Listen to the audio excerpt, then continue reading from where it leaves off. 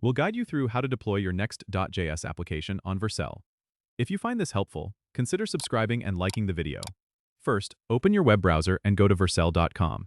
If you don't have an account yet, you need to sign up. It's quick and you can use your GitHub account for this. Once you're signed in, click on the New Project button. You'll see an option to import your GitHub repositories. Make sure you have your Next.js project on GitHub. If not, go ahead and push your local project to your GitHub account. Now, back on Vercel, select the GitHub repository that contains your Next.js project. Vercel automatically detects that it's a Next.js application and configures the settings for you. If you need custom environment variables, you can add them in the Environment Variables section. Just input the key and value, and Vercel will handle them securely. Once everything looks good, click the Deploy button. Vercel will start building your project. This process might take a couple of minutes, depending on your project size. During deployment, Vercel handles the build and optimizes your Next.js application for production. Once it's done, you'll get a live URL where your application is hosted. You can click it to view your deployed app.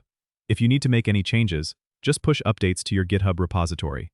Vercel will automatically rebuild and redeploy your application with the latest changes. It's super convenient and ensures your app is always up to date. Don't forget to subscribe and comment if this helped you out.